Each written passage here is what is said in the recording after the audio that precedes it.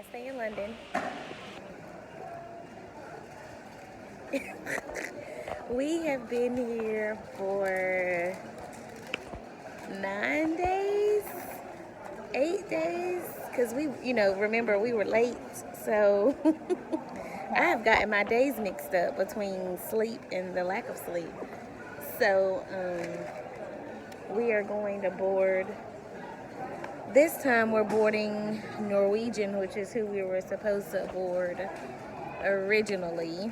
So we have not flown with Norwegian before. So this will be our first time. It seems to be very interesting. A very interesting start. As I had to check my carry-on for 75 She checked pounds. her carry-on for 75 pounds, which was like $86 in US dollars. So that was rather interesting. Because before we haven't had to worry about her checking her bag. We knew we had to check mine because mine was bigger, but she had like the smaller luggage case, but they made her check it anyway because they weighed her book bag and they weighed her carry-on together. So that was that. I mean, overall, I think this has been an interesting, unique learning experience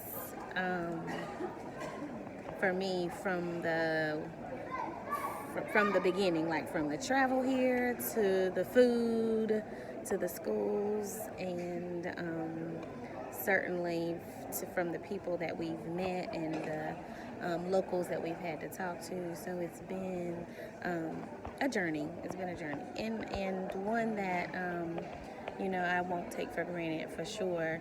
And one of our faculty members who helped lead us, Jason, like literally, he walked us to death and back. Even last night when we were going to dinner. So we figured that Jason has hiked the Alps at least how many times you would say? 1,000. At least 1,000.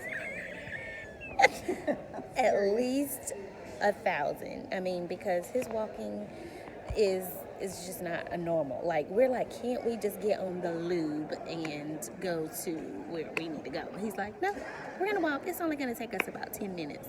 So we're like, is that a true 10 minutes or is that a Jason's 10 minutes? Which we've quickly learned that his 10 minutes is more like 20 because we walk slow.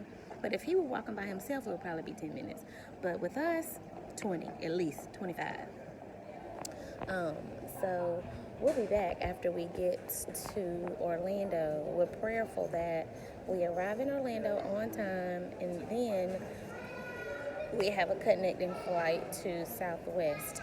Now, I did not talk about our trip to Paris.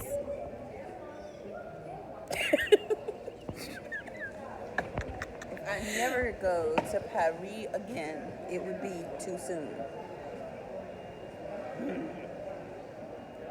So yeah, we didn't even do a narrative that day because of just the disgust. I mean, we were there one of the hottest, or the hottest day that has ever been recorded in France. Yes. So and then on top of the Parisians just not being very friendly. They don't believe in toilets, and then they were protesting. They believed in toilets. They believed in not letting you use them because of their protests. I mean, everyone has the right to protest what they believe in. So we're going to talk about that too, and I'll probably try to insert some information on the protests that were going on when we were there. But on top of that, in the 100-degree weather, and can't find a hop-on, hop-off bus. I mean, it was just utterly a mess. Just a mess. Beautiful landmarks, historical sites. And I'll insert some pictures, and of course some pictures of Nicole, who looks like she was cropped into her picture. But I'll insert her pictures into this documentary, but Really, you gonna answer it? You really gonna answer it, Julia? Are you gonna answer it? I'm still getting flack from the Paris Yeah, trip, that and part. I don't know if I'll That ever be able to Ever. outlive that. But we did go see Hamilton. Now I cried about 3 or 4 times, and I'll talk to you about that later on. But Hamilton was just a different experience. I mean, seriously, Hamilton was like the business. So we met some good friends. We met some good people. We learned a lot about our own colleagues. We learned about who we would probably work well with and who we wouldn't probably work well with. Just because I think we're on different paths, and that's okay. As long as we respect each other's professional area, then I think we'll be fine.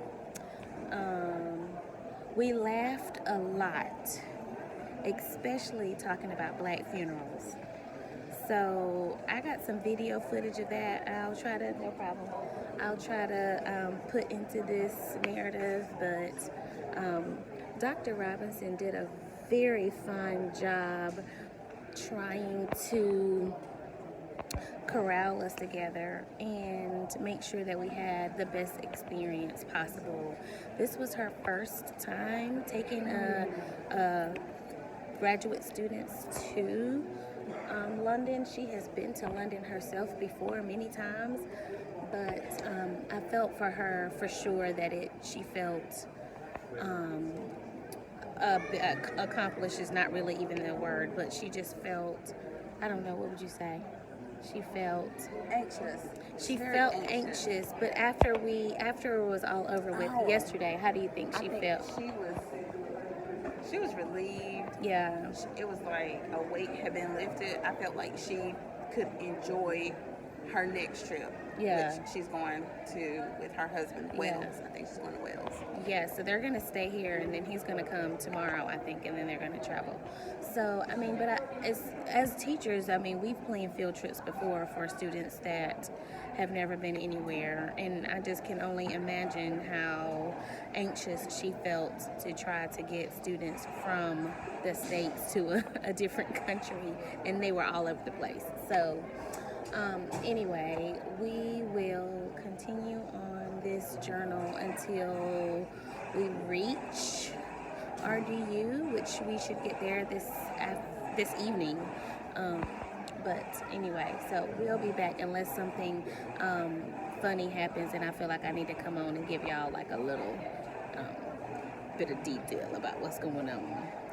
We've already gotten a little hint that our flight has been third-partied out to another company, so this is really going to be interesting.